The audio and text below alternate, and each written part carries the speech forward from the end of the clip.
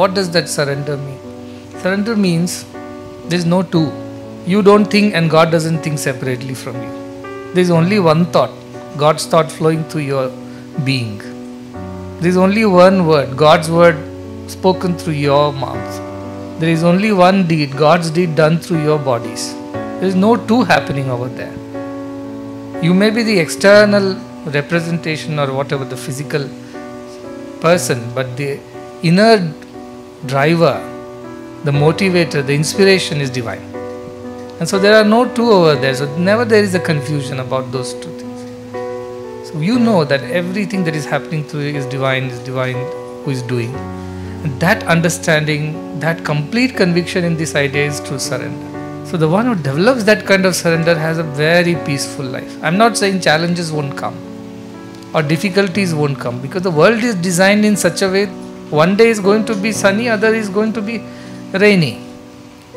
But surrender allows us to nevertheless live through all these experiences of dualities with complete steadiness, complete equanimity.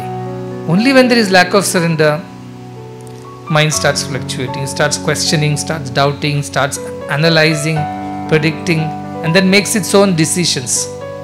And then you know, when you are making a decision, then God is not making the decision. In the sense, your head is making the decision. So that surrender is incomplete. And if I tell you this as theory from a book, it almost feels like we have understood everything.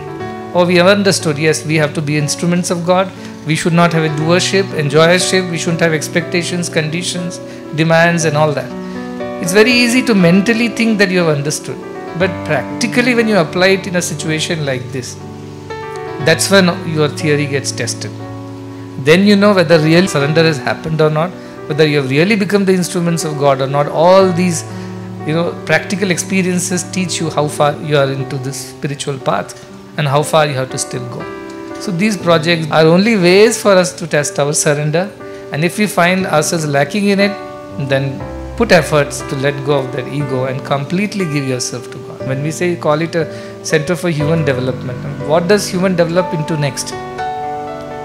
From amoeba or single-celled animals, you became complex organisms, then you became birds and beasts, and finally through a long tenure of being apes, we are humans.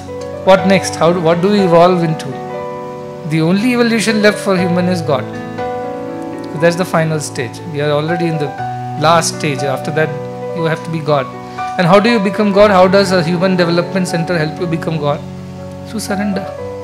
When river surrenders to the ocean, it becomes the ocean. So these centers for human development are designed to help people grow into God. And the path is through surrender.